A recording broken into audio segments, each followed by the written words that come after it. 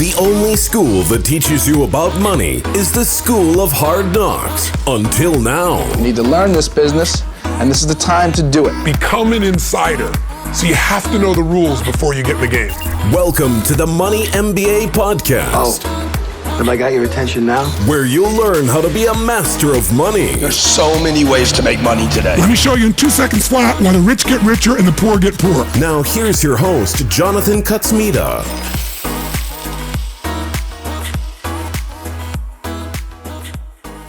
Hello, everyone, and welcome back to the Money MBA Podcast and to our quarantine sessions series. Here I am in a hotel quarantine for 14 days in Sydney, Australia. It's a requirement in order for me to enter the country. So what better time than now to do a string of podcast interviews? In this interview, I'm welcoming Jason Buck of the Mutiny Fund. There's no real simple, straight way to describe Jason, other than the fact I'll say that after spending a weekend with him at a small business gathering in Dallas, I knew right away that he and I thought similar in a lot of ways and that he would be an exceptional guest for the podcast. So he did not disappoint. We had an extensive conversation about, well, just about everything, including his new hedge fund, Mutiny Fund, which is a long volatility fund. And if you don't know what that means, or if you think that doesn't apply to you, well, we're here to change your mind. So sit right back and enjoy this fantastic interview with Jason Buck.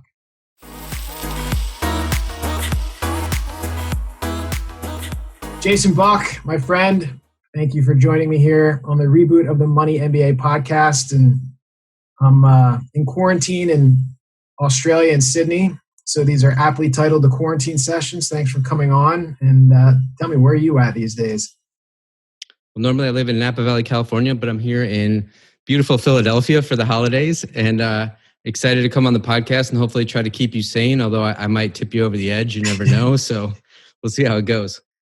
Yeah. So the funny thing is I met you in Dallas at a bit of a small little investor gathering.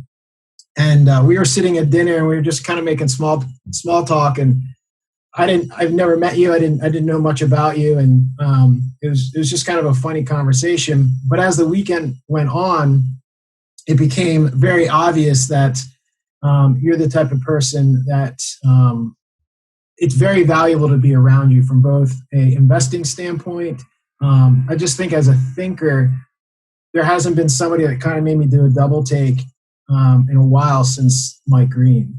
And it was also interesting to kind of have that dialogue going on between the two of you. So this is cool to chat with you. And it was cool to connect with you and get to know you in Dallas. But it was interesting because when the conversations first kind of started out, we didn't really know everybody in the group, and there's kind of that feeling out phase. I got the vibe, or at least it was kind of suggested that you worked in commercial real estate, right? So is that something you'd always done? Is that just kind of where you sharpened your teeth? Like what was the early, who's the early Jason Buck before you became the long roll guy? Sure. So I think the stereotypical story of all entrepreneurs, it started at a very young age, right? Whether it was selling bracelets in school when I was 9, just kind of braiding together pieces of string, right? And flipping them in school. Or I would stay up late at night and I would record Yo MTV raps, and I'd make little mixtapes out of it that I'd sell at school, hooking up my recorder to the TV and everything. So I was just always trying, every entrepreneurial angle you can do. And then my family kind of is in real estate. My mother would flip a lot of houses. She was a residential realtor. All the time I was growing up, I never lived in a house longer than 2 years growing up. It was always in a construction site. So real estate was always part of what we did growing up. And then, worked even in construction growing up to everything from electrician to carpenter to digging koi ponds, all the crappy jobs. We had to do all of them when we were growing up. And so I actually I played soccer at College of Charleston. Okay. And started out as an international business major and just found it boring. I thought it was so easy just because I come from a long line. Also on my father's side, entrepreneurs. My great-grandfather invented the articulating jaw in chucks, which is a machine tool that holds drills in place. So just this long line of entrepreneurials and creative people. And so when I started doing, international business and studies. It was far too easy. So I actually transitioned to my other passion, which was comparative religions. So I actually studied comparative religions at school and specialized in Eastern mysticism. But then post school, I mainly like worked in restaurants and everything in school. And then when I got out of school, I ended up getting into commercial real estate in Charleston, South Carolina. And throughout that process, I built up a commercial real estate development company, ended up owning a few restaurants as well, and even an internet service provider. And then along came the great financial crisis, and we all learned that, a rising tide lifts all boats, and liquidity dries up. It's not a fun business to be in. Yeah. Well, I mean, it's interesting. Your story is very similar to mine, but it just sounds like you got a lot more luck and a lot more success. But just the early phase, tinkering, always trying new things, being in an environment that was relatively supportive of it. And would you say that in the beginning, was it, was anyone pushing you down a particular path, like do real estate because real estate's this safety net, or did they, really let you tinker around and make things and screw up? A little bit of both. So I pursued real estate because it was a passion of mine. I really love architecture and interior design. So it was more about the creativity side of it. And not only that, I really liked projects that were really difficult. Like if nobody else wanted to buy a building because nobody else could make it work in a vanilla way, I would try to think of really creative ways to solve that problem. And so trying to find, the more warts the property had, the more interesting it was to me, because I just got to fulfill a lot of that creative passion. But both my parents, are pretty open and like, you kind of do what you want in a way. But, what's interesting to me is that, I switched my major from business to comparative religions. Maybe not my parents, but other people like family and close friends, like think you're an idiot, Right. Like who would study comparative? What are you going to do with that? How are you going to make a job out of that? Right. And then, for a while I was, just working in restaurants. I went to Istanbul, Turkey for a while and sold Turkish rugs to American tourists on the streets of Istanbul. Who are you? So it's just interesting. What I'm getting at is the sine waves, or the waves of the way people look at you, right? If you're doing what they believe is the right thing, they believe you're doing the right thing and you're on the right path. And as soon as you do something that people don't understand, you're completely idiot, right? And then so what happens is then, starting this commercial real estate development company, you're doing really well. And because it's a leverage play, you have this outside success and everybody thinks you're a genius, right? And then 2008, 2009 hit and it crashes and now you're an idiot. And so you have to get to this point eventually where you're just like, wait, do I have to find out intrinsically what motivates me and whether I think I'm doing the right thing or not, or what the world says I am? Because the vagaries of just serendipity and luck can make you think like a genius or an idiot, and both aren't healthy for you. Well, it's kind of interesting because I've been maybe accidentally, but I've been noticing more that some of the people who are most successful, whether it be entrepreneurial, but certainly in investing, it seems to me like, for example, I studied mathematics and I have 2 bachelor's degrees in math. And if you tell the typical or average person that they're just automatically going to assume that you're great with money and you know how to, and you tell them you're in investing or you work in finance, like, well, obviously, you like math. One of the things I've noticed is some of the people have the most interesting stories and perhaps the best track record, the longevity in this space tend to be doing, they're like history majors or like you doing something that's more cultural. And it's, math was discovered a long time ago. And nowadays, a lot of the advantages of being good with math, it's not relevant, right? It's the computers are kind of figuring that part out for you. It's those who have a skill set of being able to see the human component that's playing into the markets, whether it's sociological, psychological, cultural. I've noticed more and more that's the real advantage. And I'm almost stepping back and saying, man, I kind of scoffed at studying history and things when I was younger, especially in high school, and thought I was such a smart guy studying math because it was more applicable. But now when I step back and look, it's like, I don't need to be a calculator. We already have a calculator. Exactly. I would have never guessed that you had a math background, honestly, because like to me, you have much more of that polymathic viewpoint of like, a history major or something like that. Like you look at the world in a much more broader scope. Actually, there was, when I studied comparative religions, to me, it was so fascinating because it encompassed everything, right? It was world history. Like everything is expressed through religion, whether it's art, history, psychology, sociology. It's all under that broad rubric of religion. And so that's why it fascinated me. Also, when I worked in restaurants, I got really into wine because it was an endless learning curve. And so I have this insatiable curiosity. And so even if you try to learn everything about every winery on the planet, the next year, a new vintage resets everything. And so you can never learn enough. And so it's like that insatiable curiosity to me is like what always has kind of driven me or behind the scenes. And so I was actually really surprised to hear the math background. Well, I now hate you for mentioning that about wine, because up to this point, I haven't been a wine drinker, because everything you just said has basically been a level of intimidation. It's like there's so much. I know you got to eat the elephant one bite at a time, but I mean, there's just so much to tackle there. You've lived, and really I would say your home is in St. Helena, Napa Valley area, correct? Yeah, for the last decade, yeah. And was that part of, is this kind of a migrating type of thing because you started getting into wines, or is that just the great place to live in California? Well, one, it's paradise, so it's a great place to live. But actually, yeah, it almost had nothing to do with wine. That's the interesting part. So I've lived all over the U.S. I've lived in Europe. I lived in South America. And I was actually living in Sao Paulo, Brazil.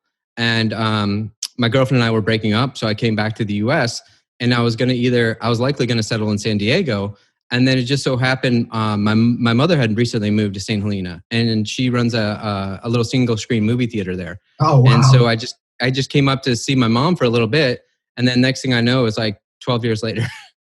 And so although I love all my friends in the wine industry and my girlfriend's in the wine industry, but I'm not a big, huge fan of Napa wine. So I'm a little bit of a heretic amongst the orthodoxy there. But I also like being in a separate industry than what's surrounded by me. Like everybody's in the wine and hospitality industry around us. So I like being outside of that. Gotcha. So speaking of people's perspectives about making good decisions, bad decisions, did your mother kind of go through that when she made the idea of, and talk about entrepreneurial, but starting a single screen movie theater? No, she's loved it as far as like, I mean, but let's be honest, right? It's not in like rural Iowa. It's in Napa Valley. So there's a lot of community support, and like the Coppolas live down the road. And so every time the Coppola family, whether it's even the nieces and nephews, whenever they have a film, they show it first to the community at my mom's theater for free before it ever goes to like Sundance or Cannes Film Festival or anything. Gotcha. So it's like, when Robert Redford's in town and he's working on a film, they'll ask to come down during the day and play the film on the screen. So that way they can edit like and see what it looks like up on screen. So you have like George Lucas also lives over the hill. So it's like, it's an idealized world to have like a single screen theater. And it's still like the oldest family owned continually running theater east of the Mississippi. It's like 106 years old now.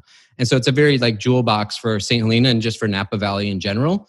But yeah, but as far as this year, it's been a tough go, obviously. And it's, she tried doing outdoor screenings and that sort of thing. But then with this second wave of shutdowns in California, it's made it exceedingly difficult. But it's really community supported at the end of the day. So we'll see what happens next year.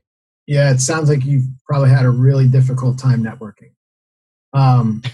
So you went through this. It's interesting that we understand what's going on with COVID, small businesses, especially something like a movie theater. We know what happened in 2008 and 2009. So it sounds like, you had this period of you had a pivot, right? How did you go through that process? And I think this is an interesting question to ask any entrepreneur, because everyone thinks, it's like that meme where everyone thinks the entrepreneurial journey is straight and it's really all these squiggly lines. So did you kind of have a freak out period? And it's obviously something that potentially your family's going through with, what do we do with the theater? But for you specifically, when you went, and there's so much money being made in real estate, especially commercial real estate, and then that you get punched in the face with that, was it a welcome reality change, or did you kind of go through a process of figuring out what to do next? It's always funny in hindsight when we have a little bit of time frame between when something happened to now, and that vivacity of impression is lessened. You're like, no, it was a good thing, but you forget like when you're like in the fetal position on the floor, right? That was me and Mark. Yeah, exactly. So I think about when in 2007, I remember like being a little concerned about like the real estate industry. And I remember going around and asking all these older real estate developers, are you concerned? And they're like, no, this time's different and everything. So I was like, this is weird, but, but I thought these guys had a lot more experience than I did. And then I come to find out later, like commercial real estate developers are the most preternaturally optimistic people on the planet. Like you have to be, right? To develop a property or project that's going to take like 2 to 5 years in the future, you just got to be like, exit strategy later. Like I got this, right? And so when 08 hit in 09 there and liquidity dries up, it was incredibly painful. Like you go from, like I said, just your leveraged long GDP, you're making all this money, everybody thinks you're a genius. And then all of a sudden liquidity dries up, everything's full stop, especially in the real estate side. And then you have all these projects that have, monthly payments that you can't make. And so, to lose money for family and friends is one of the most like painful experiences I've ever had in my life. And so coming out of that, I'd already been trading options before and everything. And I just thought there has to be a way to hedge entrepreneurial risk, right? And so I'm kind of a glutton for punishment, but the more impossible the idea is, the more it interests me. And so everybody's like, you can't hedge your local entrepreneurial risk. Like it's impossible.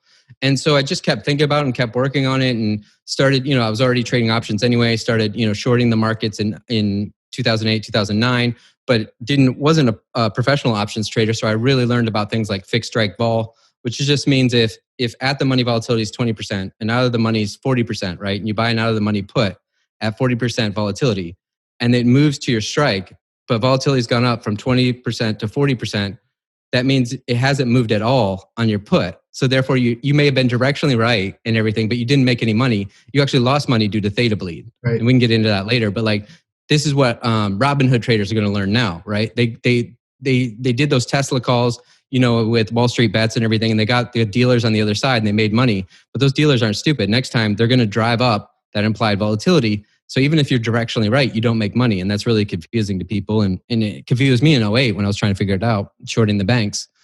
But eventually started trading VIX in 2010, 2011 and built some VIX arbitrage models and everything. But this whole time, the idea was there's got to be a way to hedge entrepreneurial risk. And so what we came out of, this is better part of a 10-year journey, is figuring out there's got to be a way to hedge what we call long volatility or tail risk. And if you hedge that against the S&P 500, when liquidity events happen like we just saw in March, it's usually you see it manifest in the S&P 500. And so it's not a perfect proxy for entrepreneurial risk, but it's a way to hedge out some of your liquidity risk or your global macro risk as an entrepreneur and make sure you get this hedge position that gives you a convex cash position. So all of a sudden when liquidity dries up in March, you're sitting on a boatload of cash and now you can use that cash to make payroll, buy up your competitors for pennies on the dollar, maybe eventually buy real estate for pennies on the dollar. Now, granted, this scenario, we saw it V-shape right back. We had this, whatever people want, V-shape, K-shape recovery. And you saw it come roaring back due to, everything else that's been going on. But it's just the way we try to think about it is like an entrepreneurial put option. It's never going to be perfect to your idiosyncratic business, but it helps you not worry as much about the global macro landscape as an entrepreneur and just focus on what you do best and hedge away that macro risk. And that's what was the impetus for what we did at Mutiny Fund, but also works for just hedging out your stock exposure as well. So a couple of things I want to extrapolate from that. So you did a quick leap there. So, okay, commercial happens. It sucks. It's painful. There's a lot you learned from it. Looking back on it, you could pretend like it was a good experience. You took some value out of it, but you would have been happy if it didn't happen. One of the things that's interesting, I think, and I recommend anyone do this, but for those who actually will, explore what you're doing with your hedge fund, which we didn't introduce yet, which is Mutiny Fund, but exploring, for example, your podcasts. To me, and again, meeting you and being in these private discussions where the granularities of what gets discussed is so deep and so particular, I find your story so interesting because you're waxing intellectual with a guy like Mike Green, and you're not a career Wall Street guy. And so I think it's there's something else there, right? You didn't just say, oh, okay, commercial real estate's a no-go, I want to be an options guy. Like you had to be digging in that from various angles for a period of time. Like what would you say the arc of your journey has been to be at a point now where you have the understanding and confidence to kind of say, hey, I think I can make people money and preserve wealth with the unique hedge fund opportunity? Sure, that's a great question. And so actually, Mike Green and I have talked about this a lot personally. When you do a lot of your own work, you then have the confidence to talk about things confidently or question other people's opinions, right? Especially in that global macro landscape. And so there's no driver like pain, right? And so coming out of that 2008 and having such a painful experience, and then spending the next couple of years learning how to trade options, learning how to trade VIX, but part of that learning process is losing money, right? The idea that people say, oh, you should paper trade and everything, there's no pain in paper trading. You can only really learn through that pain, unfortunately, of losing money. And then part of that then is you have the pain of 2008, the pain of losing money trying to learn how to trade options and VIX. And then you combine that. You are a masochist. Exactly. You combine that with an insatiable curiosity. And then it was just a voracious experience of just fully diving into this for the better part of a decade of just trying to figure it out. And then what happened is I got less shitty over time, right? Because I don't think we ever get good or great at anything, right? We just become less shitty, right? That's all my goal is to. It's like outrunning the bear, right? You're just trying to be faster than the other guy a little bit. Exactly. I just got to get barely ahead of you, and then or I trip you, and then I get barely ahead. Right. So part of that process was, as I was starting to learn how to do it myself and getting better at it with options and VIX, is I started tracking a lot of the managers in the space, and it's a pretty small niche space. But about 5 or 6 years ago, started tracking a lot of them, like the Chris Coles of the world. And eventually what I came to realize was, I may not be as good of a trader as I am as an entrepreneur. And there's this big problem out there that retail has no way, the average person has no way of hedging their portfolio or their entrepreneurial risk or whatever, their long GDP risk. And so what would happen is we would have, when family and friends would come and say, I've read a Nassim Taleb book or a Chris Cole white paper. How do I hedge my portfolio? And I'd be like, do you have $150 million? No. Well, you're screwed. And so, just got tired of that conversation and figured out, once again, there has to be a way, right? As entrepreneurs, it's scratch your own itch. Here's a complex problem. Let me figure this out. And so it took the better part of the last 5 years to really figure out the vehicles, working with lawyers, working with back office managers, figuring out how you could put this together so that the average investor could actually have access to hedging products or some of the best managers in the space. And it's again super interesting, the somewhat parallel journeys here. I just think you're moving faster and more successful than I am. But I got involved ironically in the mortgage finance space at the peak of the crisis, and started a business in that space at the peak of the crisis. And like you said, it's in those moments when you actually, a lot of people I think just take it on the chin and blame somebody else. And for me, it was an opportunity to dive much deeper into what was really going on. And that really got me into a better understanding of markets. And you got to be careful sometimes when you dig that deep, because you can become perma-bearish, right? You become too smart for your own good, right? You're overthinking things. But it's definitely something, as I work with a lot of retail, running a mortgage company, it's definitely something I empathize, where these people have no hedge whatsoever, and they have no capacity to hedge. There's no savings rate, number one. And number two, they don't have the intellectual capital to even start scratching at the surface of this type of stuff. And then they don't have the financial capital to even get involved. So I think what you're doing is, it's a product in a niche that I thought about for a long time and just didn't have the skill set to provide, but it's something the market needs. And there's so many people, whether it's entrepreneurial risk or just call it plain, simple mom and pop retail risk, where your only asset's your home and you have $2,000 of savings. Now, obviously, that's not someone who's going to invest in your fund, but I also think people live that way because they feel hopeless, right? They kind of see Wall Street just fleecing, the dumb money. And so they'd rather buy an Xbox and a new car. And so it's interesting to kind of see you, start this process of opening the doors to more people getting involved. And I think correct me if I'm wrong, would you almost consider your strategy somewhat of, you're calling it hedging the entrepreneurial risk, but it's very much like you're you're buying a long volatility insurance policy. Yeah, in a way, that's nothing I say can be misconstrued as investment advice. So I don't want to say an insurance policy because that could get you into trouble. But okay, those were my words, not yours. Yeah, tail risk is like insurance, though, in a way, right? And just like insurance, you're historically going to pay that premium, and then when you need it most, then the insurance will kick in and ballast your portfolio. So that is a good way of thinking about it. But just a couple of things you said that I think about often is like, I'm not a perma bear by any means. Like that would assume that I knew where the global macro landscape was heading.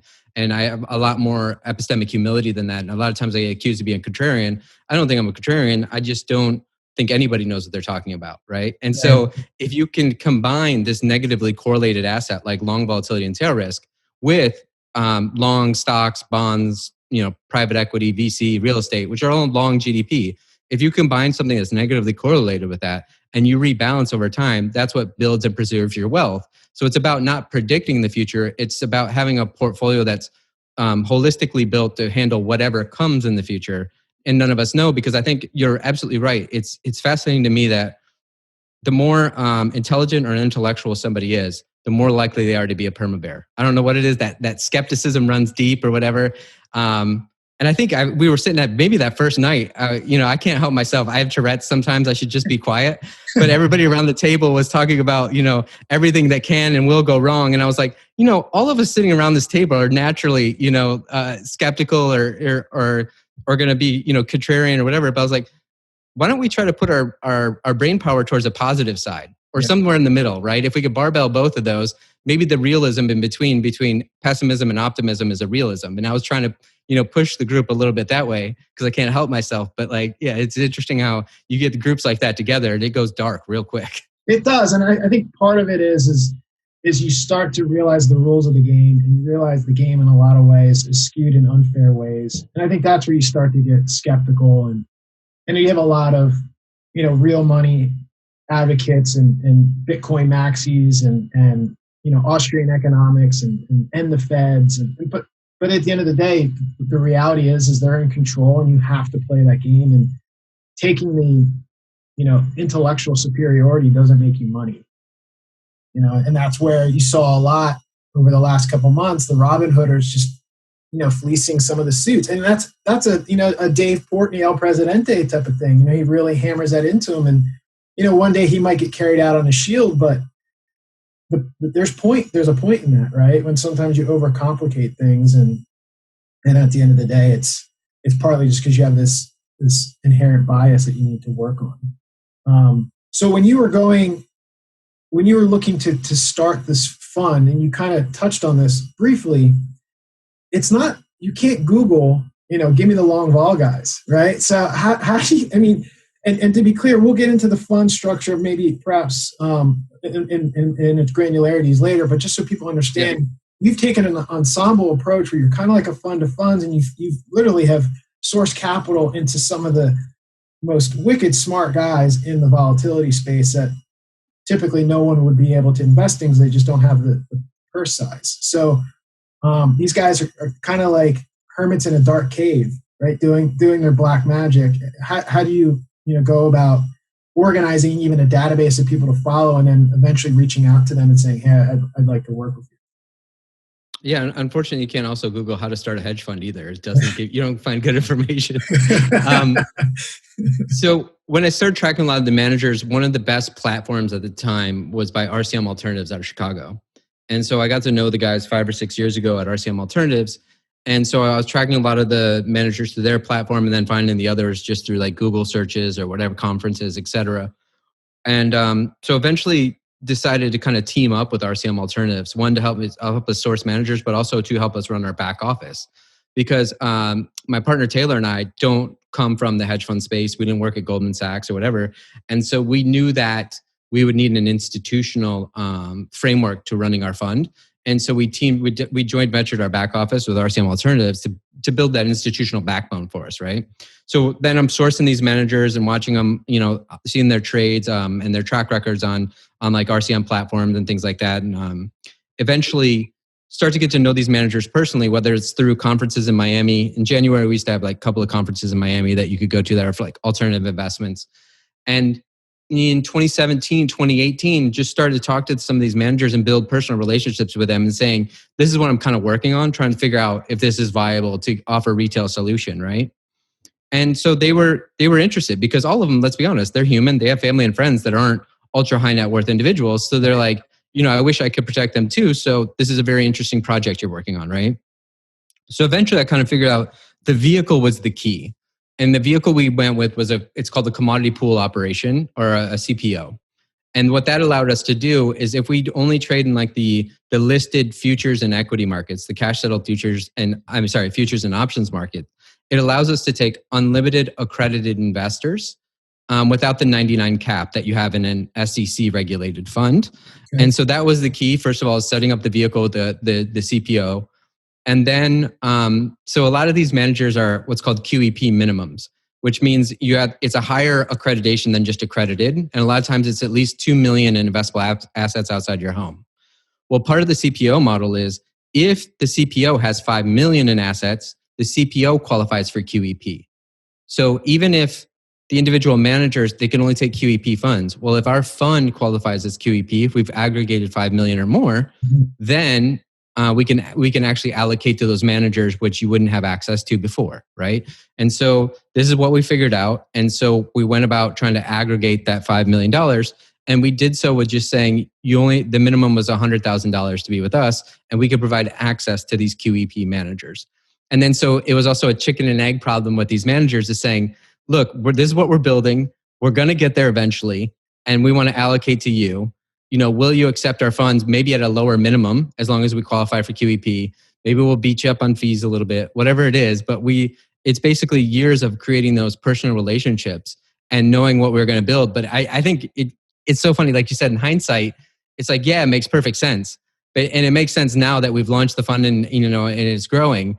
But like those guys were taking a chance on us as well, right? To be along the same journey with just these two guys coming from outside the industry that were they had just a dream to make this happen. And these guys bought in early with us, and they really also helped nurture us along. And that's how we were able to kind of aggregate this all-star team. Yeah, and it's interesting because it's a lot of brain damage that you can't appreciate unless you try to go through it. And I've tried, nothing on the level that you guys have succeeded with here, but I've tried just doing little types of, trying to bridge that gap, right? And started various types of small little funds so that I could somehow feed retail into something that's a bit more exotic. And it's exhausting. Before you even get to the point of having a fund, running a fund, and doing your job as a fiduciary. And so it really is in a lot of ways, and I can't speak for what it's like in the Wall Street world because sometimes it feels like they just slide into a new shoe because of how deep the network is. But in your case, and you look at, this is kind of why I started with, your journey. I mean, this is like the ultimate entrepreneurial destination is managing capital when you've never been a capital allocator. Right. And it speaks tremendous volumes for the entrepreneurial journey in that when people get involved in, call it being an entrepreneur, being in business for themselves, they need to really realize it's like an MMA fight. Like you may win, but you're going to have your ass handed to you along the way. And so I don't know if that's a great interlude into my next question here, but so you launched the fund and you missed March, right? So, it's kind of, again, I don't know if I made the point before and might have moved on to something else in my tangent brain, but people got to listen to your podcast. And it's very clear listening to it that you've done the work, you've done the research. You're not only passionate about the fund, but passionate about this entire thing. And so you go into this, you build this, it's brain damage. You're climbing up the hill with the rocks on your back, and you finally get there, and someone's already, picked the fruit, right? That Minsky moment came and went in March. Now, when you look back on it, was that the event that you were building the fund for, or do you think that was the test run And, the real show is just around the corner. And how much of that feeling is a bit of, shit, we missed it. And really, what you think the market's telling you at this point. D, all of the above. Let me go back for a minute. Touch on a couple of things you said. Is like, I think as an entrepreneur, any like true bred entrepreneur, and this is like, you don't take no for an answer, right? No means ask another question, right? And you just keep fighting every day. And I don't want to get too deep or philosophical about it, but I'm not sure necessarily that we have free will. And so if you already know you're just a hardcore entrepreneur, you don't know any other way. So you get to end of each day and you're exhausted, you're going to get up and do the same thing the next day. It's not like you made a choice. Yeah. It's just like what you're going to do, right? And like you said, I'm so passionate about capital allocation, wealth preservation, building holistic portfolios. And I have been for decades that I just can't help myself, right? Like if none of this was going on, I'd still be doing this. And so, yeah, I'm not sure we have too many choices at it. So you just every day you just move the ball an inch down the field and eventually, hopefully you get somewhere, right? And so we, like I said, started, I built this with my partner, Taylor Pearson, and Taylor and I met like 2017, originally online talking about stable tokens, crypto stable tokens in 2017.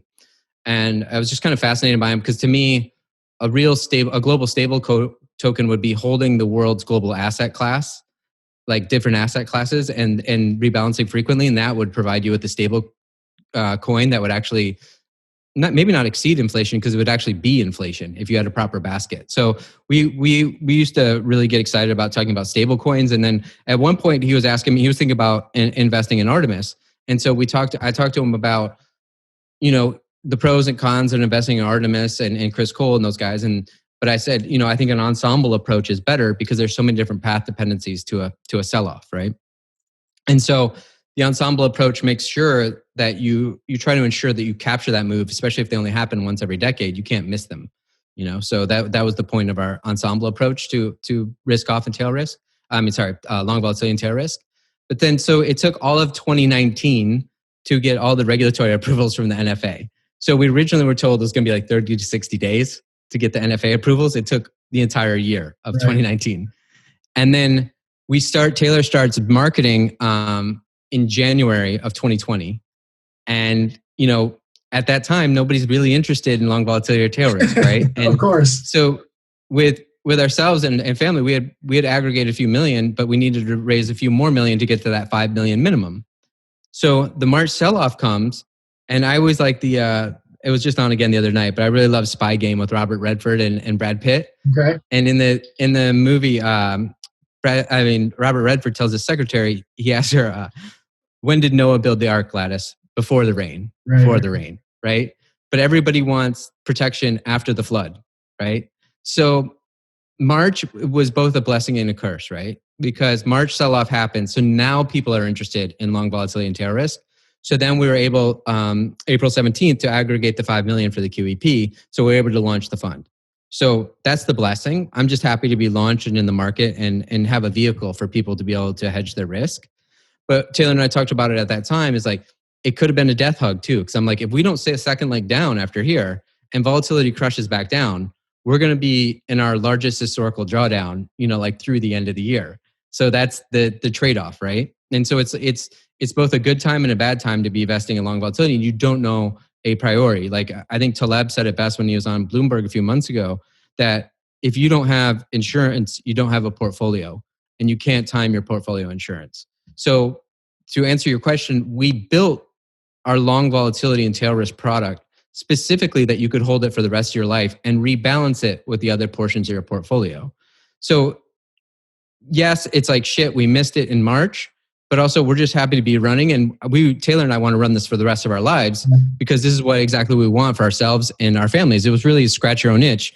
We have skin in the game and soul in the game with our relatives and everything, and even my in-laws.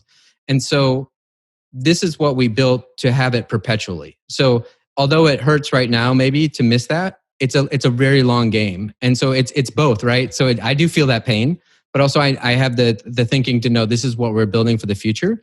And the real key to it too is like, if you had us on the books after March and April 1st comes around, how many people were looking to buy stocks? Almost no one, right? But if you have a long volatility tail risk, this negatively correlated asset to stocks, you could load back up on stocks on April 1st and sleep at night. Yeah. And that's the entire point, is rebalancing these negatively correlated assets over time. That's what helps you compound wealth. So yeah, this is a thing that we didn't build. We didn't build it for March 2020. We built it for, what's going to happen in 2050. Yeah. And I believe in that. And I believe that's true. Having listened to a ton of your stuff, being around you, looking at your presentations, almost in a weird way, it sucks not to be able to make money off of the funds concept in March. But March crystallizes your argument, right? It's right. You can look back and you've done this and say, hey, if we were active in March, this is where we would be. So you kind of have the proof in the pudding and saying, for 10 years, it's just been a bull market. And now you kind of had that bullet across the face. And yeah, everybody, believes there's this perpetual Fed put until there isn't. But, what's interesting is, and these are my words, not yours, but that's why I kind of framed it as insurance. Because to me, your whole focus, not the whole focus, but a big part of the focus is controlling the bleed. The options give you the convexity, but it's just that slow bleed out that kills everybody. And that's where I look at it and say, well, you're going to buy car insurance and hope you don't wreck your car, right? And so nobody really has, to your point, portfolio insurance, and nobody wants to spend money to protect it. So when I look at kind of the performance so far, not including March, looking at it as if you did, obviously you guys would be heroes, but if that moment doesn't come again for another 10 years, you really don't, you care, but you don't care, because the real goal is that you're building this portfolio insurance against that event happening again, not being prepared. And then, like you said, not being able to go long again and still sleep at night. Yeah. So for example, I can't talk specific numbers, but like just theoretically, the market is up twice as much as our bleed is down since launch. And so that gives you an idea. It's about the pairing of these two assets.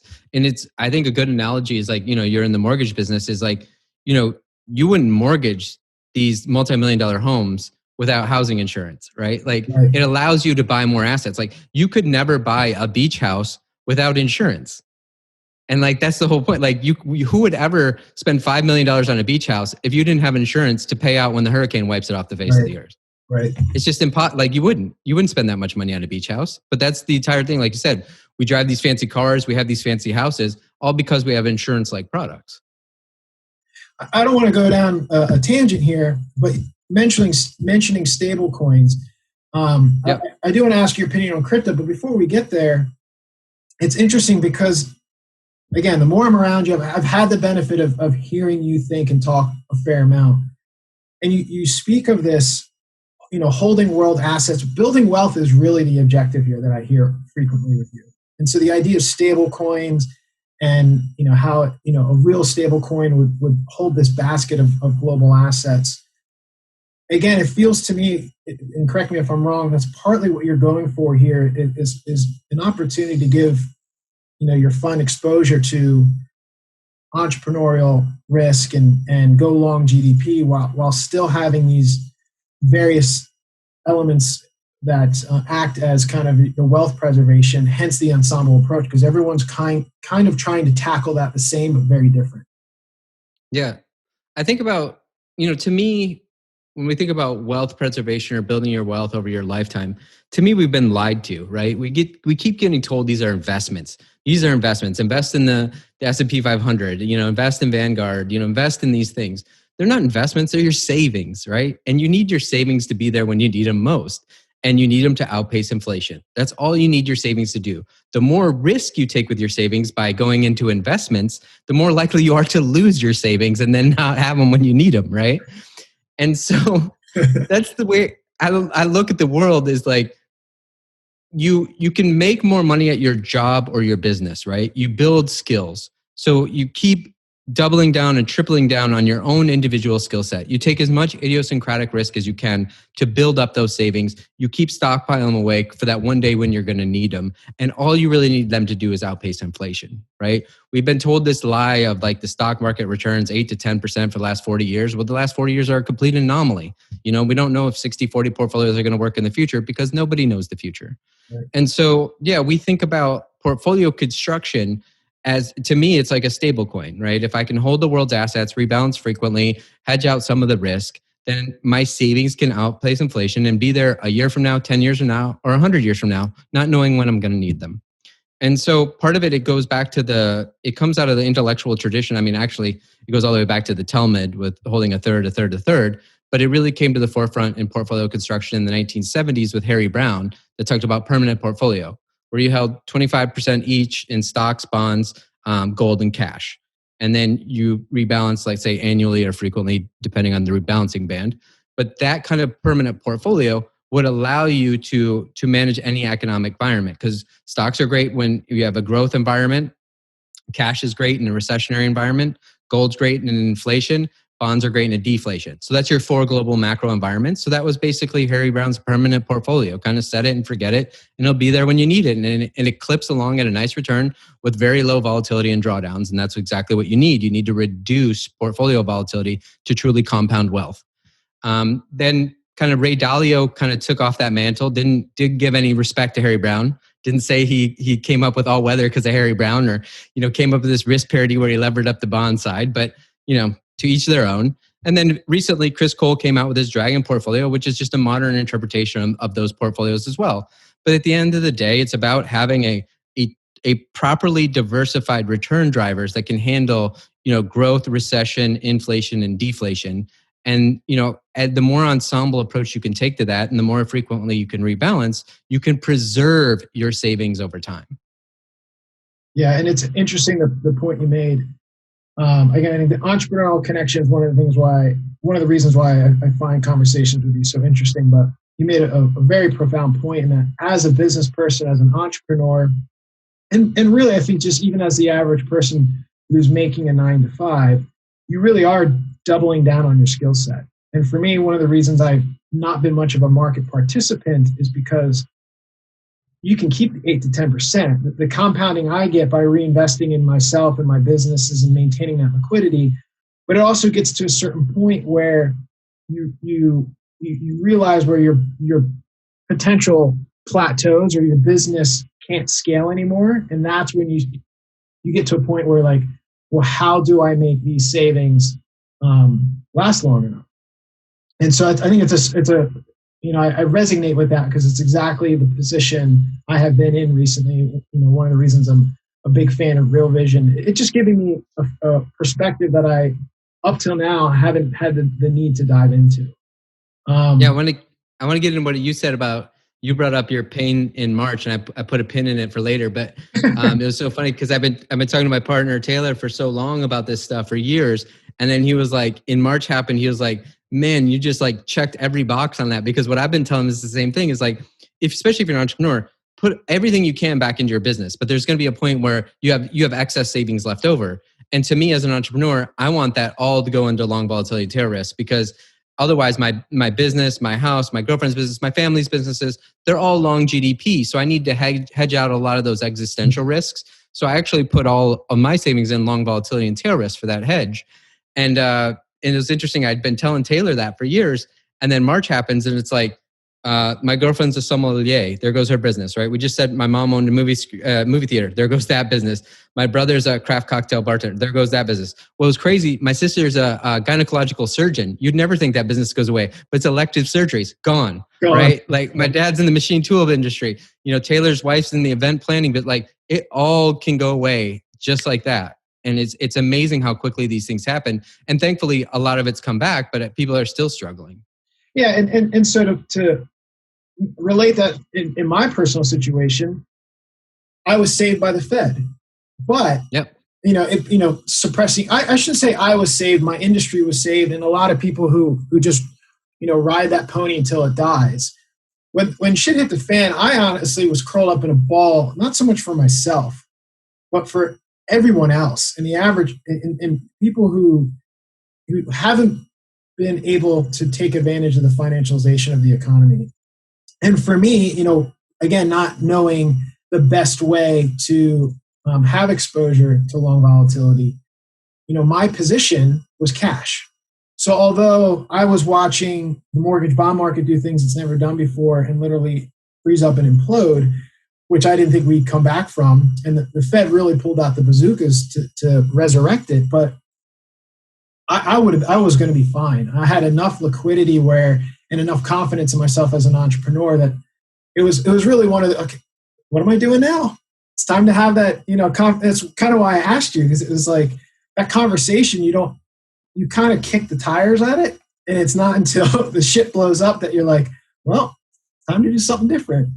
So, with that in mind, for me, I wasn't so much, worried about what was next for me, but just everybody else. And you're still seeing that. And I would say, I think March was a test run. I don't see how we come out of this without, more chaos, but there is the potential, and I'd like to get your opinion on this, that we enter another roaring 20s because of this pent up demand and the liquidity that let's not get into the fact that when the Fed increases its balance sheet, it's not printing money, yada, yada, but it does create this emotional factor that does create, spending and credit growth. So being that you are long volatility and that this fund is somewhat designed for these moments like March, what are your concerns that we're entering a new roaring 20s? This is my favorite question on multiple levels. One is, I'll start with my favorite part, is I have no clue. And the secret is nobody else does either, right? Like I look at even just next year alone, it's like, is 2021 the year of the default or the year of just YOLO, everybody let's go crazy? Right. Nobody has any idea, right? It's like, it feels that bifurcated, but also because it feels that bipolar, maybe it's just muddle along. Maybe it's option C, just nobody knows, right? I mean, it does feel like a setup for the roaring 20s. It definitely feels that way, but I've gotten hopefully really good about not caring about my own personal opinion. I try to construct these holistic portfolios that can handle any environment walking forward. That way I don't need to predict the future. I mean, it's amazing how a lot of times we just get caught up in everybody that can pontificate and predict the future when nobody can. But what we can do is we can handle how we construct our portfolios to manage our savings no matter what comes along. And so I love to have a lot of personal opinions, but I can't help that little bastard in the back of my head going, you have no idea what you're talking about. And nobody else does either. And so I start from that premise of just pure epistemic humility. If nobody knows the future, what do I need to do with my savings to make sure I can manage? And that's the way I look at the world. I know that's not exciting. It doesn't lead to fun conversations. It's just a turd in the punch bowl at the party. I get it, but yeah. So speaking of that analogy, which I've heard you use before, and I've also heard you use I forget exactly how you put this, but you've referred to yourself and perhaps entrepreneurs as basically kind of having a disease, right? And, yeah. And you said you're a lot of fun at the party because you're just always poking holes in shit. And but at the same time, like you said, you wake up every day and you can't wait for more abuse. I think it's interesting to me because I work with a lot of entrepreneurs. And then you always have a lot of entrepreneurs as well. Mm. And I think, for most of my life, I'm 41 now. And for, the first half of my life, entrepreneurship wasn't cool. It was not a cool thing, in like the 80s and 90s. Recently became cool when, Zuckerberg hits 1 billion in Facebook and then runs away with it from there. Like all the, the 99, 2000, started that idea. But so as a society and culture especially with Instagram and TikTok and everything, we really exalt the entrepreneur and everybody puts entrepreneur in their bio. But I think true bred entrepreneurs, you're just kind of, I don't know if it's, nurture or nature, but you just can't help yourself. And so it's a form of disease. Like who would want to do this? And so I don't think it's a feature. I think it's a bug. I think it's a terrible way to live your life. And we probably have less dopamine or serotonin where we have to pursue these impossible, you're Don Quixote tilting at windmills. Yeah. Everybody thinks you're a moron. And you're I'll show you one day, you're an idiot. There's no reason to do any of this. But if you can't help yourself, you just wake up and you just keep doing the same, you bashing your head into a wall every single day until you, like I said, you suck less every day. That's the goal as far as I'm concerned. And it's interesting to me, you also have to be the person though that there's no there. You've been in this game now long enough and you're starting to know and realize is you never reach that plateau where you get to coast. right? That's what I know. If you're not a purebred entrepreneur, you go, oh, I'm going to get to that plateau and I'm going to cash my chips in and coast. It just doesn't exist. It's a slow and gradual decline. There is no coasting and resting on your laurels. So either, I always say this too, is like every day you're either a firefighter or they throw all these complex hurdles at you. And so you either love complex problem solving or you don't. And that's what the joy to me of entrepreneurship is, creative problem solving. Like every day there's a new problem. You're like, wait, what happened? Who did what? Like, that's impossible. Like, why would somebody do that? That doesn't make any sense. But that's what I'm saying. You know how it comes. It's like every single day. But unless you flip it and your mind is sadistic and enjoys that creative outlet, then you need to find another creative outlet. And that's just the way I think about it now and it took me a long way to get there. It's just, I thought too, I'd probably be navel gazing on a beach somewhere, but that's just not going to happen. So if anyone ever asked you why they should invest in your fund, I'm going to give you that last 90 seconds and just hand it to them with the crescendo of everyone. I wish I could be navel on a beach philosophizing, but and the reality is it is a slow decline because we have a finite amount of energy, and that's one of the realities of, I think, also starting early, because you need to make the mistakes and build up that muscle memory young, because by the time you get to, I'm 40, so we're in our 40s. By the time you get here, you need to be running at such a high level of efficiency because you don't have the fuel to go 10 rounds. It is like an MMA fight. You need to go in and execute and take the guy out with all kinds of grappling techniques in 3 rounds, because it's not a boxing match anymore. You can't do 15 rounds. But like you said, though, you've learned through time the efficiency of those movements, right? You're that old guy in the ring or that old guy on the field that knows like he's not wasting any energy. He's been there, he's done that. You're at least getting more efficient. You may not be getting smarter or better, but you're getting more efficient. Hopefully. Right. That's what I love. I tend to, I don't know why people get pissed off about this, but I love e-commerce for young entrepreneurs to learn entrepreneurship with fairly low stakes. Yeah. I think e-com is a fairly easy entrepreneurial business. And because your first entrepreneurial endeavors, you're going to make so many mistakes and you're going to learn tons. I think e-com's like a great platform, anything, flipping stuff on Craigslist, all that stuff to just build up those entrepreneurial chops to know that you're going to be okay and you're going to make it through. Yeah, I would. I mean, e-commerce, like you said, is it's so, there's a lot of level playing field there, but I don't care what it is. Just pick something, go screw up. So without overlooking at crypto, being that we talked about the fund and kind of the overarching theme of it, does crypto really have a place in that? And does it play as this insurance hedge, or is it a Ponzi, or what's your take? At least Bitcoin per se to start. Okay. So we argued all for 2019 on whether you include Bitcoin in a long volatility tail risk fund. Mm-hmm. Is Bitcoin long volatility tail risk? It hasn't really, until March, we didn't have a way of showing if it would be or not, right? And, one could argue if gold is or not too as well. Yeah. So we actually argued about including gold too. And so we decided not to include it. And of course, right now it would look like great if we would include it, but that's the benefit of the hindsight. And that wouldn't have been the right decision in hindsight either. It's like you try to stick to your knitting and what you do. But also with the caveat that we also knew the bulk of our investors are entrepreneurs 25 to 40 that have had their first liquidity event or, are trying to do something with their savings that kind of get what we do. Like you and I have talked about, we built that education curve over time and Taylor's done an amazing job at that. But we know a lot of our investors already personally hold Bitcoin and gold. And so that was part of not including it as well. Now, if somebody like my sister and husband that are surgeons, they're like, I want you to take care of our holistic portfolio, I'm going to hold a little gold and Bitcoin. And I'll get to why maybe in a second. My history of Bitcoin goes back years as well. And to me, it was always an option, right? I'm always looking for options or arbitrages.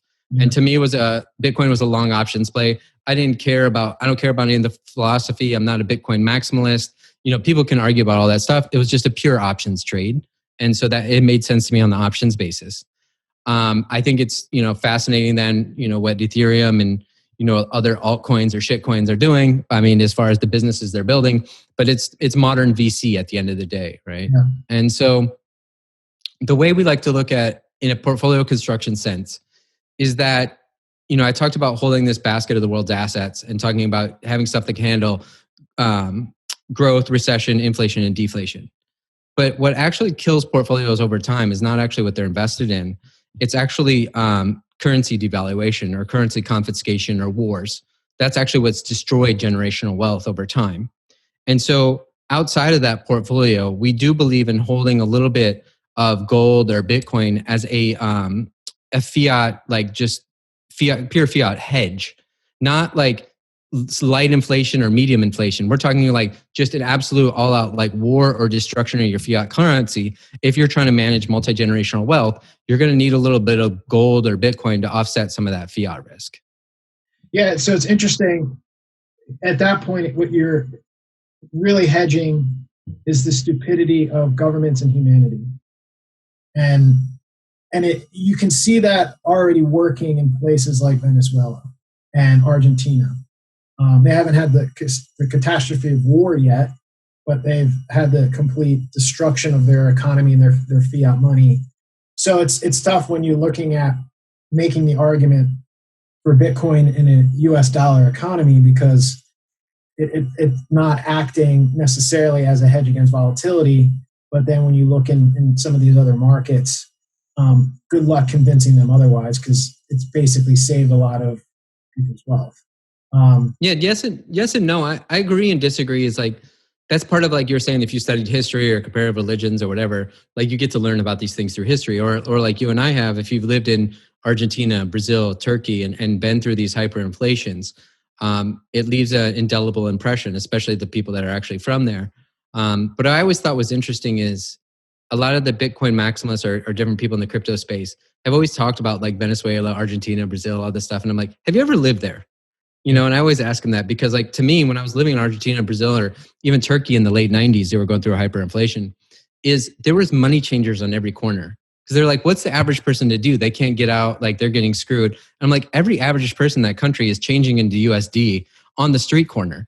Every building has on the street corner a money changer, right? And they also have black markets. We have different exchange rates versus the real rate. And so I get a little, I take a little bit of umbrage with the pedantic nature of the crypto space when they've never lived in these countries. Right, fair enough. But also, like you're saying, like those people do need a hedge, but they also figured it out throughout history. And then when we say and I'm not sure you were saying this, but when you say the stupidity of governments and people, people like to really point to sound money and them running the printing press right now, which there's no printing press that they're running, let's be honest. Right. And so it's not just that, it's just historically, you don't know when a war, confiscation, or fiat default is around the corner. It doesn't have to do with you thinking you know how the money operations of the Fed and the central bank work. Right. It's just like historical perspective should tell you. And if in that scenario, you don't need much gold or Bitcoin. It's a huge optionality, right? You just need a little bit because it's going to spike dramatically versus your local fiat currency in that scenario. I would agree completely. I think what's going on right now in crypto, and I don't know what's going to happen in the future. And you've made it clear that that's not part of your investment thesis either. But I feel like there's enough momentum behind the Bitcoin. Hold on one second. Can you call back, please? Thank you. That's proof that I'm in quarantine. They call and make sure that your mental health is stable. How are you feeling? You're not punching yourself in a dark corner, are you? No, I did that in March. I'm okay now. So a lot of the narrative in the Bitcoin crypto space, I mean, you're seeing what it's doing. It's all-time highs. I think that can continue. And so it's at that point a trade, right? And it's not this hedge that people are using as part of the momentum and the narrative. But to the same degree that we're talking about these other countries and you've lived there, I've lived there. It's also, I think, a part of, okay, if you're exchanging your Bolivar for US dollars, fantastic, but what happens when you want to leave? And so again, I'm not saying that's why Bitcoin should be 50,000. I'm saying why it potentially is a good hedge, especially already proven hedge in a lot of these places. When they want to leave and they need to bring their wealth with them, they're not going to, stuff an emerald up their ass or put a bunch of of gold who knows where. So I think it does serve in some case, to your point, in those moments of chaos, it's very transportable. I agree with that, but I'm just wondering, like, who's leaving? So typically the people that are leaving have been able to amass enough wealth where they already had US bank accounts and everything. Like they already have ways of circumventing the space if you have enough money, right? But then the people that don't have enough money to leave are rarely leaving, or it's a very unique scenario, or they happen to be in a northern state in Mexico where they can cross the border by foot. So I don't know, like I just like all of these like outlier percentages or scenarios. I'm not certain how much they exist, but I do think that gold's a great way of like as a digital gold or preserver of wealth to move across borders. But I'm always curious of how often that's happened in history. Yeah, I like that pushback. You and I will have to dive into that another time. Episode 2. I can't help it. Yeah, I know. It's your disease. We get it. The local health department should be calling your house and checking in on you. Exactly. So I guess one last question I have for you. Appreciate the time. It's been a fun chat for me. Being that even in the approach you've taken with your fund, there's still a minimum to entry, right? You still need to be accredited, and God, that's such an awful thing in itself, but also part of another conversation. How would you say that, someone who doesn't have the capacity to invest in your fund, and you're a firm believer of entrepreneurialism, and your big theme that I've taken away talking with you, even in this conversation, it's wealth preservation is really your passion. What's the best hedge, do you think, for the future for people to build, who are building wealth, or even just have a little bit of a nest egg? What's the ultimate way for them to try to preserve that in such a strange world that we're in, over financialized world, and it's hard to keep pace? How does the average guy even have a swing at this? Yeah, I think so. I mean, I'll go back first of all, like you said, I don't know if you recall when you magically became an accredited investor, they didn't start handing out 20 IQ points, right? Like you didn't get a diploma, like nothing happened, right? You didn't change in any substantial way. So we wish that we didn't have those rules. We wish, we could put in an ETF, but there's no way of making that possible. I mean, just the regulations are too strict. And so part of it is, I think it goes back to everything I've been saying, is I believe in an ensemble approach. And because you don't know what the future is going to look like, and you don't know what path dependencies it's going to take, you maybe have to look at all of your assets and get a little bit more philosophical of like, is this long GDP, right? So is my business long GDP? Yes. Is my real estate long GDP? Yes. Are my private investments in companies? Yeah. And so maybe I need a hedge for that. And so you alluded to, even if that hedge is cash, of holding more cash on the books, maybe a little bit of gold, a little bit of Bitcoin, maybe trying to find a way to tail risk, it's difficult, but there's ways out there. But what I'm saying more than anything is balancing out your long GDP risk with some long volatility on the other side of the books, whether it's as simple as cash or not. So there's an ensemble approach that one could take, even if you couldn't access a fund like ours or the managers that we allocate to. There's also, I really like Meb Faber's Tail ETF. Now, when you're doing a vanilla put rolling like that, it's going to have some higher expenses and everything, but it's also going to have some convex returns in March. So it's about what portion do you put that in your overall portfolio. So there's other ways, and there's commodity trend followers and things like that to try to hedge out maybe some of the potential inflation risks and whether that shows up in different forms of commodities. So there's ways of getting it. It's just, unfortunately, due to all the regulations, they make it, pretty prohibitive to the average investor. Do me a favor before we wrap up, because I think somebody listening to you that's, even myself, first couple of times I heard you phrase it, it took a while to sink in. When you're referring to entrepreneurs, for example, as being long GDP, can you break that down? Because I think it's so important, because people don't realize that they're long anything if they're not in the market, right? So put some color into that for me, if you could. Well, also, young entrepreneurs don't realize they're long anything either. They think it's their pure genius, and I've been there many times myself. But it's a rising tide lifts all boats. And so that's what happens in long GDP. Like as we saw the previous 12 years before March, is long GDP just means that your long growth of the overall economy. And part of the overall economy growth is based on rates coming down, credit becoming loose, and credit awash in the system. All of those things build up. So a rising tide lifts all boats. Your job, you just keep getting raises. Your house, your rates on your house keep coming down. You can buy a bigger and bigger house every time. Your business just keeps growing without, a lot of management to it. Everything is very easy in a long GDP environment. And then all of a sudden, you referenced it before, Minsky, as Hyman Minsky came with the idea, is that actually the stability breeds instability. So it runs on for 10 to 12 years, and it's just this really stable, low volatility environment where everybody's happy and we're all partying and it's a great time and money is just awash in the system. And then that creates an air pocket of instability. And when it crashes and liquidity dries up, then the party's over. And, hopefully then that resets and we go on to a party again. And so that's kind of being long GDP, is you're just long the overall economy, you're long growth, you're long credit, you're long leverage. It's literally a rising tide lifts all boats. And during those times, you can get confused and think you're a great entrepreneur, where it's just been a very loose monetary environment that makes it easy for you to grow your business. And we've all been there.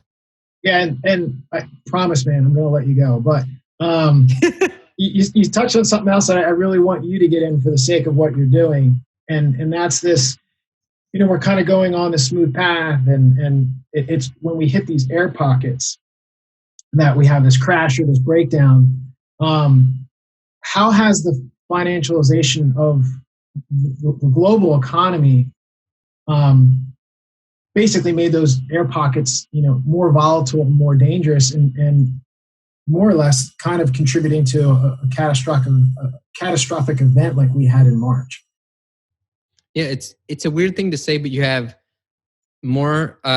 you have too much capital chasing too little liquidity, and you're like, those things sound the same, but they're not, right? And so I've had this kind of overarching thesis since like around 2000 that the economy's come so financialized, and everything's a derivative of something, of another derivative, that you can actually only hedge a lot of your risk through derivatives. Because if everything's a derivative on a derivative, and we have this huge notional exposure in the markets of tens of trillions of dollars, but there's very little cash underlying that, and that's the liquidity, is that liquidity eventually has to dry up and it crashes back down to that cash level. And that's when you get the restart. And so that's what I'm saying. You have so much digital financialized products, trying to make a return, but the margin of liquidity underlying those is becoming smaller and smaller as every year goes on. So that's kind of that trade-off that you see. Like said, we only trade the cash settled futures and options market. It's interesting. They're very capacity constrained. So you can only probably hedge a few $1 billion in the cash settled markets. So what does that tell you about the notional value of the tens of trillions of assets out there? Like, it's very scary when you think about it that way. It's like, okay, if we had to go to cash today, we can. A lot of the assets can't. And that's when liquidity dries up like March, that's what you see. And part of your question was, you have all these different trading styles and ways of investing that are dominated by leverage and low volatility. And so when liquidity dries up, they all have to delever at the same time, and they're all running through that fire exit. And that's what created the fastest sell-off in market history. We went down 35% in a matter of weeks, and that hasn't happened before. And it's because you have so much, like Minsky said, all this stability has bred up so much leverage in the system that it just takes a tiny pinprick to burst that bubble. And it didn't need to be COVID. It could have been anything at this point. And then that creates a liquidity cascade that brings things back to the cash basis. And then, depending on the Fed's level of confidence that instills in the system, then the party starts back up again. Yeah, well, based on their response and the way things look like they're going to continue going, I think it bodes very well for your fund, because the amount of leverage doesn't seem to be coming under control anytime soon, and that liquidity cash basis is not growing at all. So perhaps, as I asked you before, maybe March really was just the test run. So with that being said, Jason, how do we learn more about your fund, Mutiny Fund, all the good stuff about what you're doing there, how to follow you, keep in contact with you, etc.? Sure. So if you just go to mutinyfund.com, you can find our podcast on there too, where it's really geeky, but we interview like all of our managers in our fund. So if you want to deep dive, it's a great spot. I highly recommend all the writing my partner Taylor Pearson does on our site as well. Otherwise, you can also find me at Jason Mutiny on Twitter. And other than that, yeah, it's just anywhere in the world finds us. I hope to see you again soon. Who knows how your quarantine and the vaccines are going to go. But yeah, hopefully we're going to have many more visits in person coming in 2021. Yeah, hopefully. One last thing I want to add is the podcast is super geeky, but it's awesome. So you do have to eat the elephant one bite at a time. Hopefully this interview kind of gets people somewhat prepared for that, but I think it's fantastic. It's one of the best podcasts that I've listened to in a while. It's way less of what you and I are doing, which is fun. It's educational and entertaining, but you guys really go right at the throat of it. And I think that's super valuable for anyone who's looking to invest. And I think it's also very comforting for your investors. So you guys are doing a great job there as well. So congrats. Thanks, man. I appreciate it. Yeah, Jay, appreciate your time, man. Let's keep in touch, and maybe we'll be in person when this all blows over. You can keep recording this if you want, and you can choose to include it or not. But I'm curious your thoughts. So Taylor and I were talking about the other day. What he really wants in real estate is basically a 10-year lease, right? He doesn't care about the appreciation. He just doesn't want the depreciation of a mortgage or whatever. So he's like, basically he wants a collar, right? He wants to sell a call and buy a put and just be able to pay his rent, right? But he wants like a 10-year lease or buying a house because he doesn't want to get kicked out or have the rent going up, right? And so as you know, it's like impossible to create a localized collar. So I was trying to like be really creative about a way of doing it. We talked about things like maybe if you sold 30% equity in the property and use that as your down payment and they got part of the upside and the downside, we're trying to say, I'm trying to show him too that if you just get a 30-year fixed at like below 3%, that's like paying rent and you don't have to, it's a mark to model. It's not a mark to market loss. You don't have to sell when it goes down and you have a semi-forced savings plan. But I'm just curious, knowing your skill set, like what's the creative way to kind of solve this problem, or is there a solution to it? Well, I personally, looking back at March, for example, I'm so sensitive to liquidity. So I'm not a big fan of real estate because it's so illiquid and you're really locked up. And my philosophy on real estate, if it's not producing income, it's just a big fat liability. And so I'd rather have assets generating enough income to pay for me to live wherever I want to live. And with that in mind, if you're going to lock up that situation at the best price possible, maybe you work out some kind of lease option. It's the same type of play that you guys are doing in the synthetic markets. So you lock in your price, but you don't really you walk away if it's not something you want to be a part of. What I believe, and again, we have no idea, but I think we're on a path that has high probabilities that we see, let's say the 10-year get to zero. And I think you will see 15-year rates sub 1% on a fixed mortgage. It gets really, really hard at that point if you're looking at an asset or a home or a market that hasn't just completely blown out. Like I would never buy in Hawaii, in Oahu, particularly like downtown Oahu. I just don't see the return for the value. But there's other markets like places in California are just so silly. But there's going to be places where I think you still have quality of life, and you can borrow at sub 1%. It almost gets to the point like, who cares what it does in the future? Yeah, but I wonder, like you're saying, so he lives in Austin. So right now, that was my first recommendation, was like land contract, lease to own, and everything. But as you know, those are usually more distressed sellers. You can't really do that in a hot market like Austin. But also, as you know, like as you've taught people, is like if he locks in a 30-year like 2.75 now, and rates do go lower, like he can always, once he gets over the hurdle rate of the actual refinance costs, he could keep refinancing lower, as rates came down lower. Yeah, and so, I mean, thanks for teeing that up, whether intentionally or accidentally, but that's basically what I've done with my clients for over a decade. And you can do that, and I don't know how long this is going to last, but it's been a fun play for me and my company and my clients. But you can do that without any slippage, without any transactional cost. There's so much juice in the MBS market that you can give up such a small fraction of interest and eliminate your costs. So this isn't accurate, but just for example's sake, maybe your par rate is 2.5% on a 30-year fixed. Well, maybe you take a 3% and it doesn't cost you $10,000 in closing costs.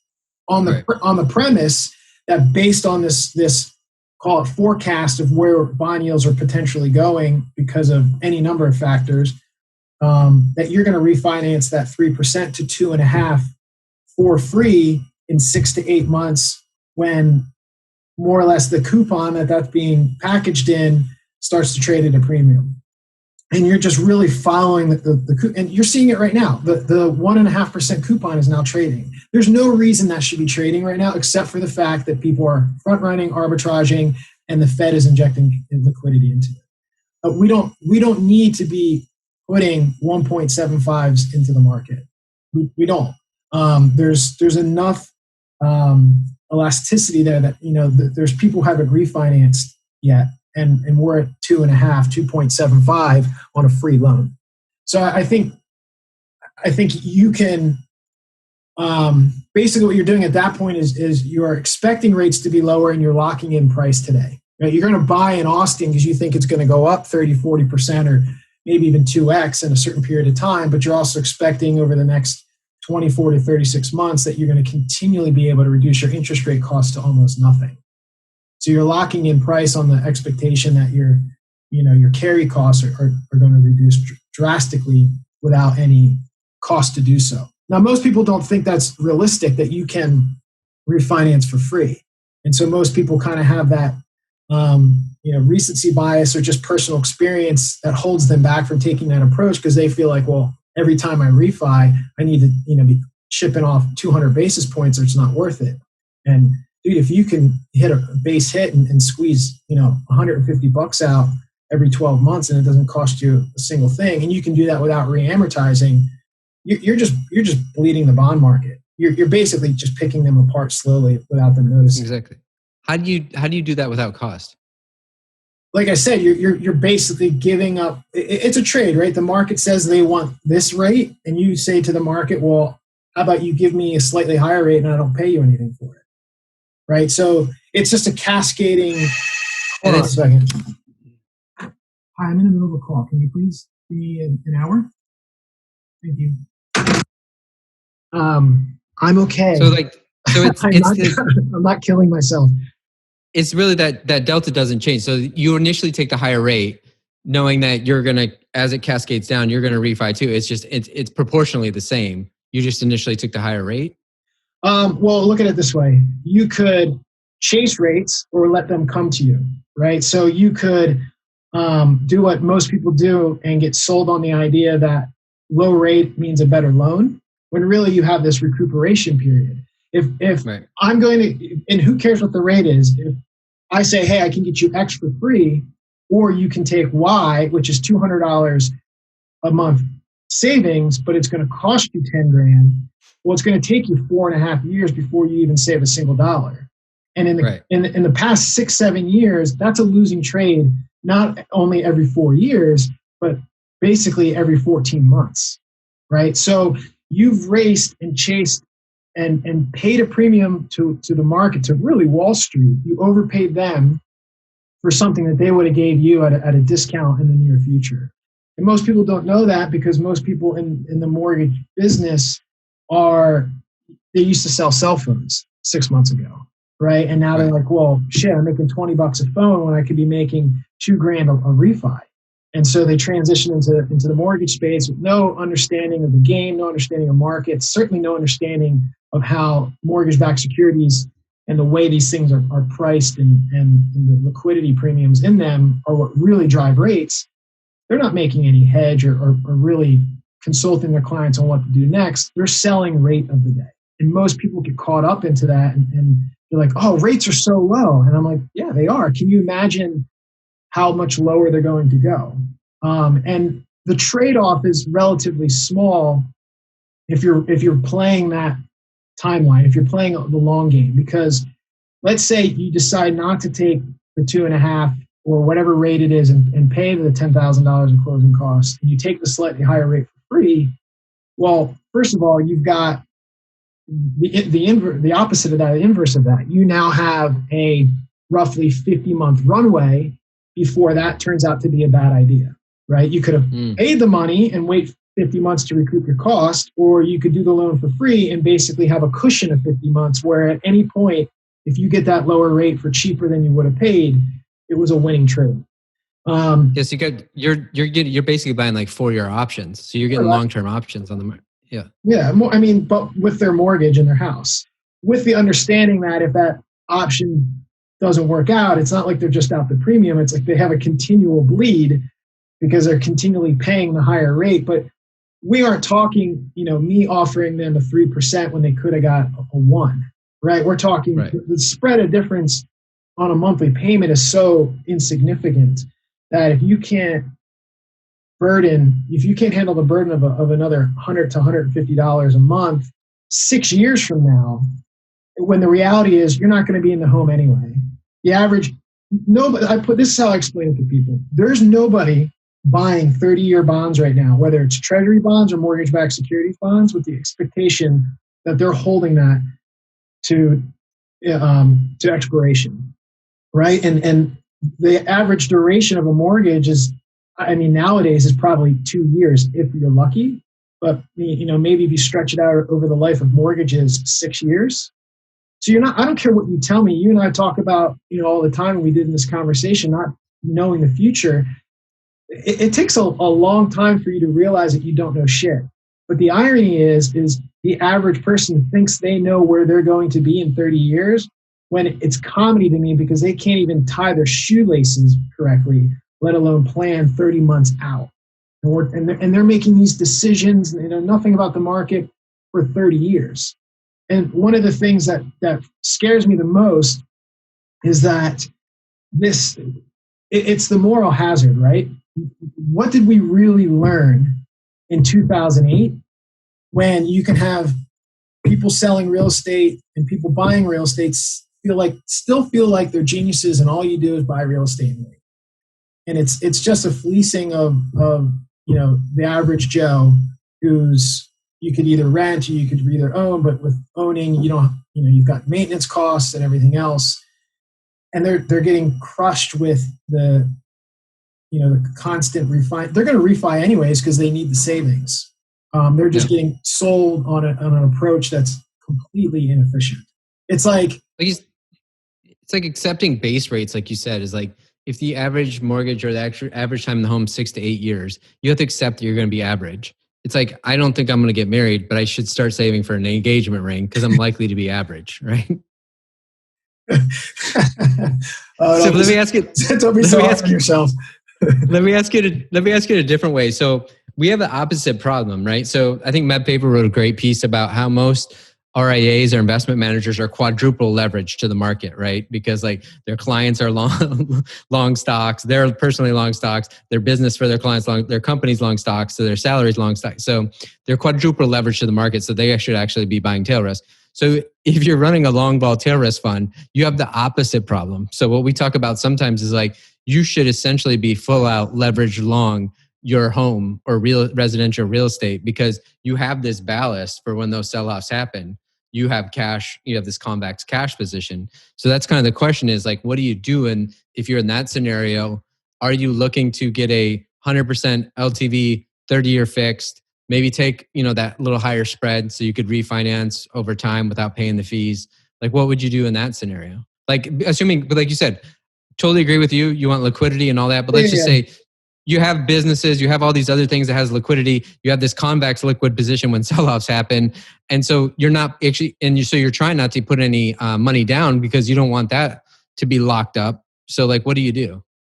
Yeah, I mean, I get the point you're making in this scenario you're setting up. So you got all your corners covered. So how do you go long, right? This is kind of why I asked the question. It's also kind of why I've always had a soft spot in my heart for people that don't have the disease that we have, right? Don't abuse ourselves every day trying to figure this thing out, because the only thing they've been fed is maybe a 401k and you buy a house. And for me, the thing is and it's almost with religious fervor. I try to tell, dude, this is Kiyosaki stuff, right? If it's not producing income, you have a liability. And yeah, I'll show you tons and tons of data and information that shows you buying a house and living in as your primary residence is no better than if you were just renting. And I get you want to be able to pick what color goes on the flipping wall and start buying 1-bedroom condos in Phoenix until it produces enough income, or in Albuquerque that you can go buy the house that you want. But if you're talking about investing and investing in real estate because it's this great asset class and yada yada, I just think there's better ways where you can be more nimble, more liquid, and get way more convexity or higher returns when an opportunity presents itself in real estate. And I think real estate has been, for this period of time, arguably a good hedge against a number of things. It's held its value to a certain extent, but I just don't think it's built wealth outside of people who build portfolios that produce income, multifamily, commercial, developers, etc. So for me, and again, perhaps it's the masochistic entrepreneurial side, I'd rather roll the dice on things that have, that are more asymmetric. And I think crypto, not Bitcoin, but the stuff that's going on in crypto, and I think you're right, it's VC. Like, it's an opportunity to invest in tech without it being purely in the hands of a bunch of guys in Silicon Valley. But that's just one example. And I think if people took a little more time to pursue their passions and their interest, I think there's greater asymmetric returns in building a business that you're passionate about than buying a house that is the same as your neighbors because you bought in some stupid ass PUD, right? Yeah. And so with that in mind, having something like a mutiny fund that provides this tail risk, that gives you that insurance, that gives you the savings that you need so that you can take a portion of it and kind of go balls out and take big risks with the potential of an asymmetric return. Number one, it's kind of within reason because you have a majority of your wealth put in various things that are supposed to be, creating and protecting your savings. But you're giving yourself an opportunity to hit a home run. It's something you understand because you're passionate about it, not because it's someone else. Look, I look at real estate as a Ponzi. The realtor bought into the multi-level marketing scheme a long time ago and bought a house he can't afford. And so they need to find a shitload of people dumb enough to do the same thing to pay their mortgage for them.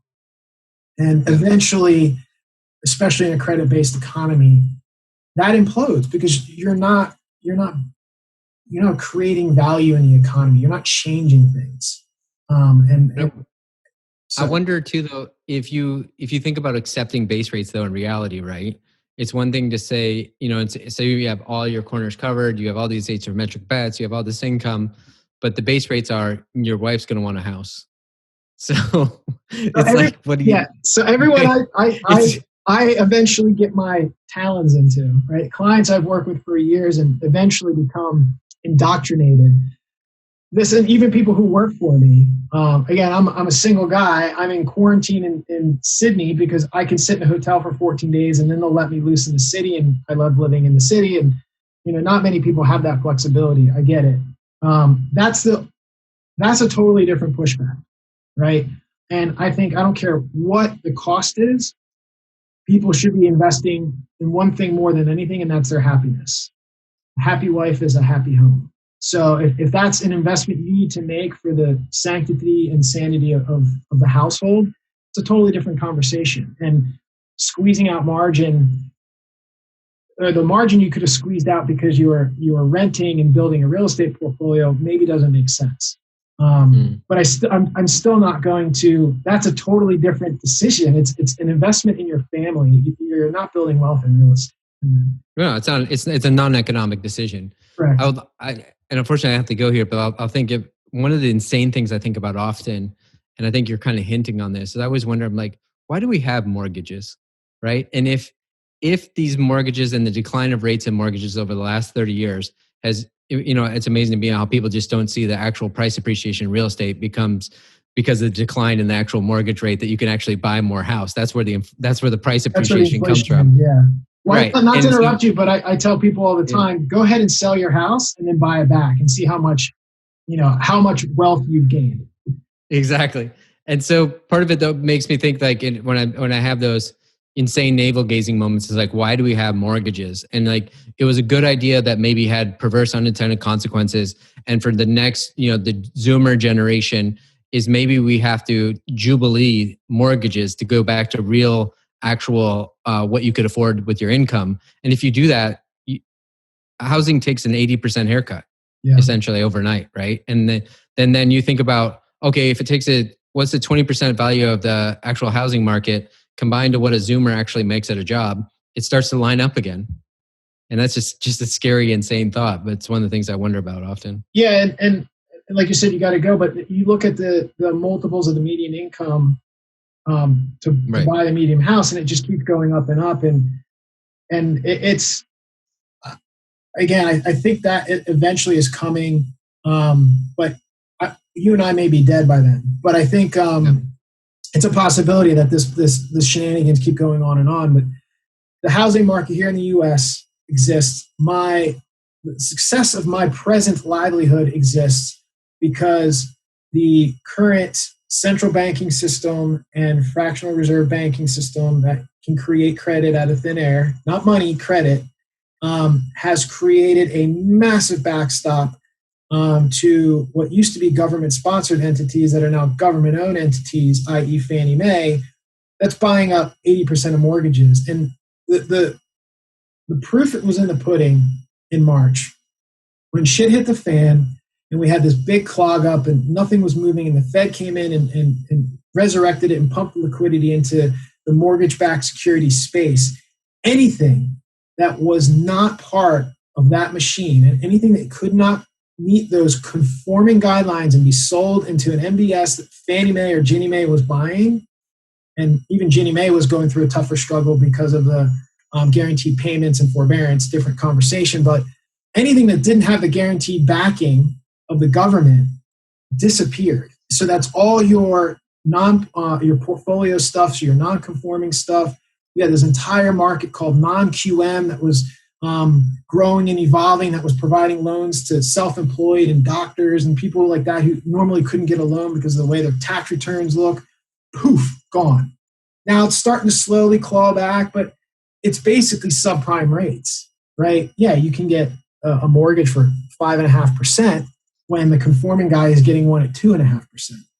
So to me, it just showed the fact that the massive instability in the credit markets associated with real estate, because you don't really, it's to your point, exactly what you're talking about. Here's your liquidity, here's the cash, and here's everything else, right? And when it was time to bring them two together, it was a frightening scene. So I think they'll continue to, and this is the conspiracy side of things and just the corruption side of things.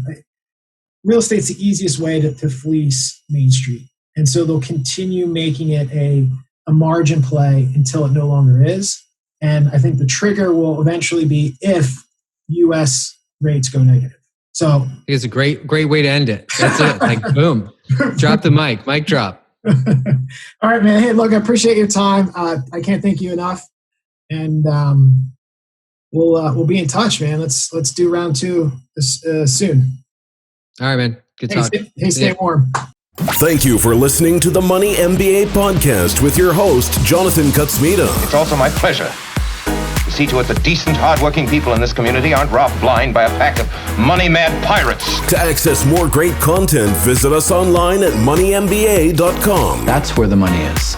And more than that, control. There's only one person in the world to decide what I'm going to do, and that's me. And I am deadly serious about that. That's it, I'm done.